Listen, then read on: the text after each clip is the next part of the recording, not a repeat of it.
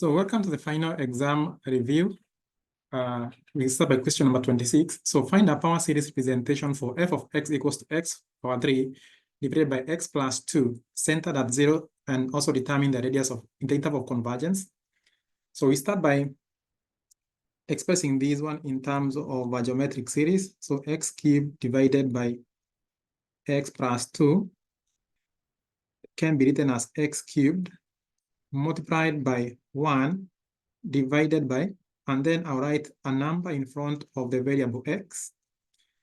And this is the same as x cubed multiplied by 1 over, if I factor out 2, I'll have 1 plus x divided by 2.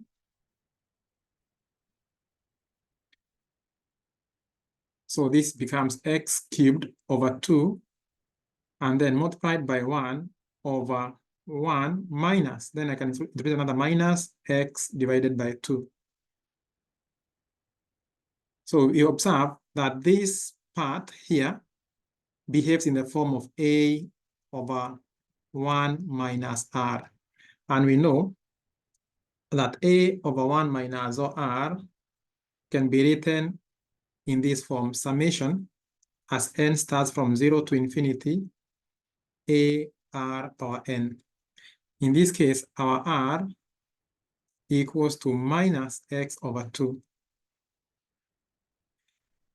So we have that this becomes summation as n starts from 0 to infinity.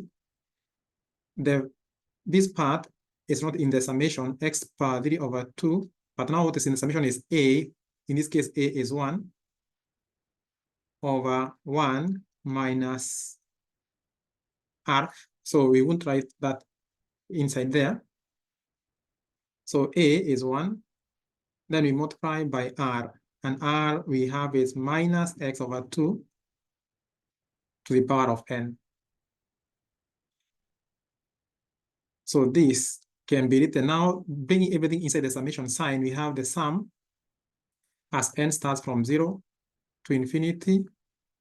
And then we get minus x over 2 to the power of n. You multiply this one by x cubed over 2. So we can perform some algebraic manipulation to get summation as n starts from 0 to infinity.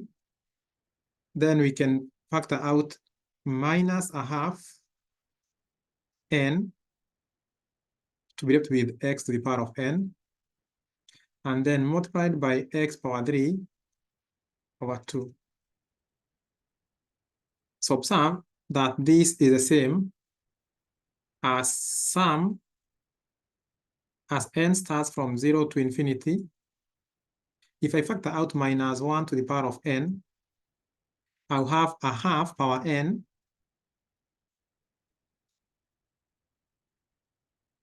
multiplied by a half. Then the x's on here be having x power n multiplied by x power 3. So hope we are together up to that point.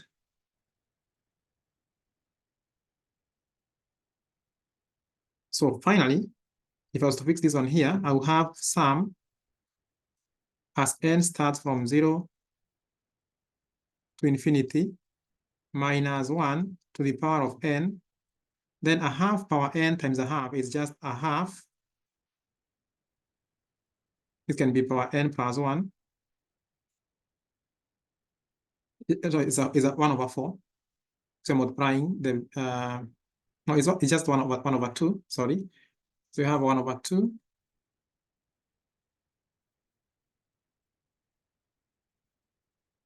And then the power will be n plus 1 because this is a half power n and this is a half. So it's a half n plus 1. Then multiply by x, and then the power here becomes n plus 3. So this is the representation in terms of power series of f of x equals x cubed over x plus 2. Now, to find or to determine the interval of convergence, so I'll clear this one. So the interval of convergence, for that, we remember you have now our representation of the function f of x sum as n starts from 0 to infinity minus 1 to the power of n. Then I'm having a half to the power of n plus 1. Then x to the power of n plus 3. To find the interval convergence, you just check for this series to converge, then the absolute value of r should be less than 1 for to converge. And we got r when you are writing in terms of geometric series, r, we got it as minus x over 2. So its absolute value should be x with no minus sign over 2 is less than 1, which is the same as written as x over 2 in this form. And that means that x is between minus 2 and 2. So this is the interval convergence.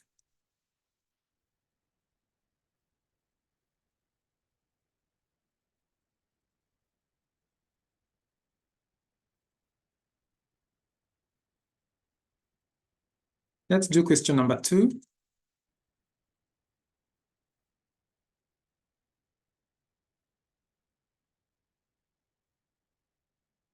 Is to derive a power series representation for f of x equals to ln of 1 plus x to the power of 4. So basically what we do, we try and have ln of 1 plus x to the power of 4. And then if we were to do the derivative on this side with respect to x, then this right-hand side will be equals derivative of ln of 1 plus x power 4. It's the derivative of what is inside by chain rule. So derivative of 1 plus x power 4, it's 4x power 3 divided by whatever it's in the ln, that is 1 plus x power 4. Now, if we perform an integration with respect to x on both sides, an integration with respect to x, that's when we find the ln of 1 plus x power 4 can be shown as an integration of, I can factor out 4, of x cubed over 1 plus x to the power of 4 with respect to x. So to do this, we need to represent this one.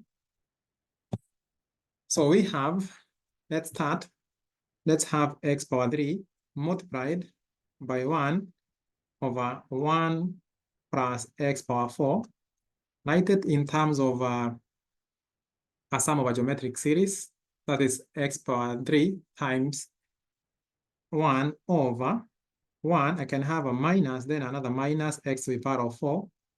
Observe, I haven't changed anything. So this part here, it's in the form of a over 1 minus r, which is the sum of geometric series. And this can be represented as x cubed multiplied by now summation as n starts from 0 to infinity. The a is 1. So a is 1 multiplied by r, and r is now minus x to the power of 4. Then this 1 to the power of n. So we get this as x power 3 times the sum as n starts from 0 to infinity. I can factor out a minus, so minus 1 to the power of n. Then I'll be having x power 4n. And if I was to now put everything under inside the summation sign, I'll have the sum as n starts from 0 to infinity minus 1 to the power of n, and then because I'm having x power 3, and then times x power 4n, so we're having x, then 4n plus 3.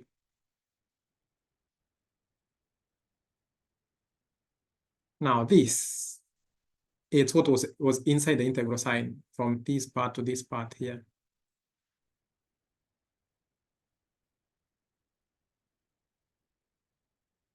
And I remember I had a 4, so we can put a 4 here. So if we continue, to write the 4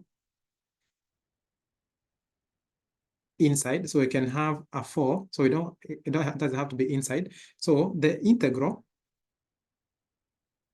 4 integral of x power 3 over 1 plus x power 4 with respect to x equals the same as 4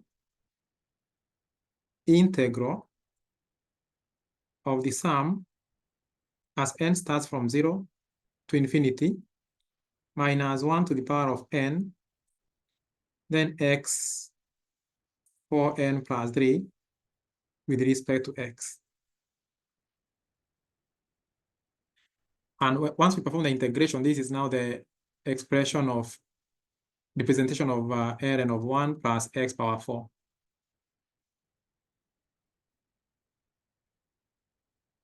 So if you have to get up to that point, then I'll clear the space and then I'll do the integration.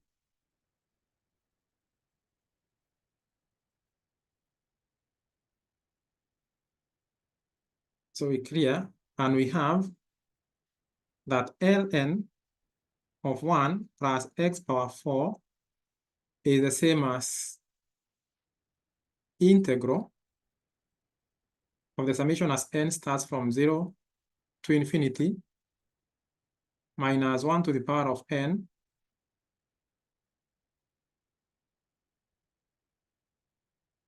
and what we had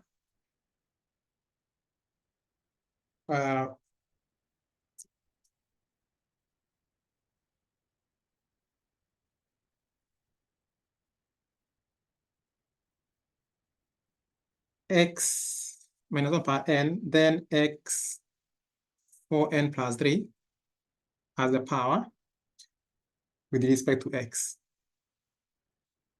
And then I can factor out the 4 outside.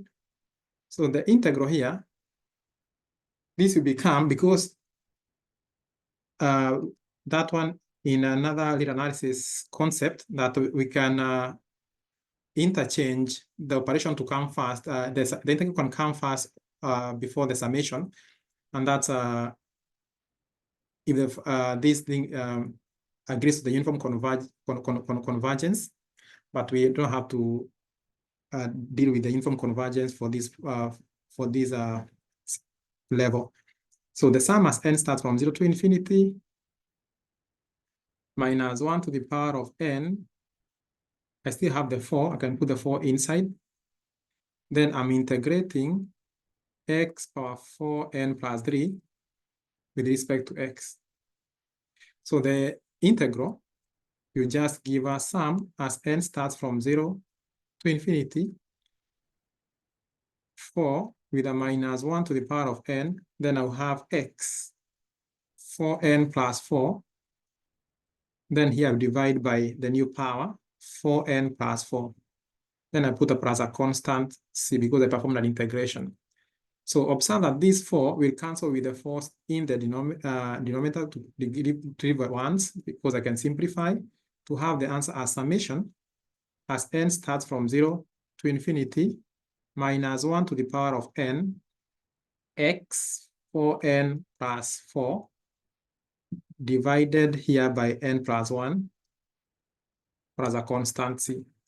So this is my ln of 1 plus x power 4. To work out on finding the value of the constant c, we can set if x equals to 0, we get that ln of 1 equals to the summation as n starts from 0 to infinity minus 1 to the power of n. Then the whole of this becomes a 0 because of x is a 0 plus c. So that means that our constant equals to ln of 1, and ln of 1 equals to 0, which is equals to 0. So that is our constant c. So that means that ln of 1 plus x to the power of 4 can be represented as the summation as n starts from 0 to infinity minus 1 to the power of n divided here by n plus 1, just a matter of rearranging, then x 4n plus 4. So that's the end of question number 27. So we can move to question number 28.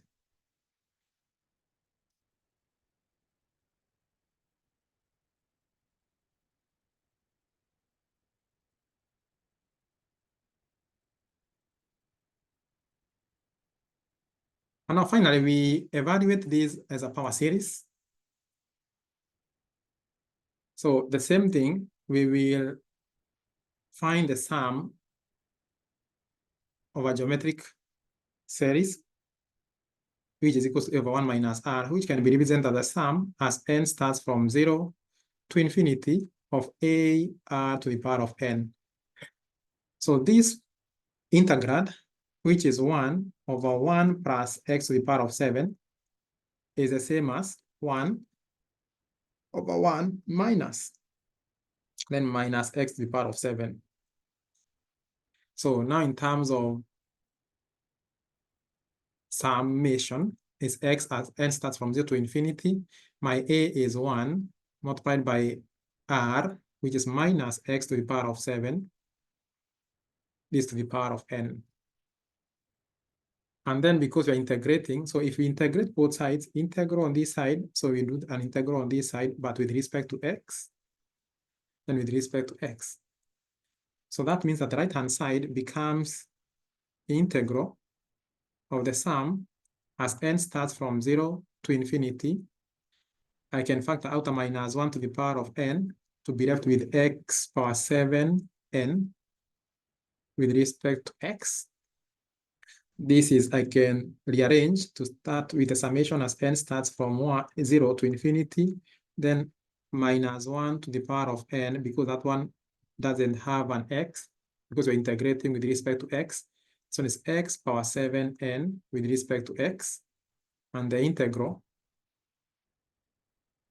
for that will become the sum as n starts from 0 to infinity minus 1 to the power of n. The integral you add 1, so you get x 7n plus 1, then divided here by 7n plus 1 as a constancy. That's the end of our review. Have a nice time.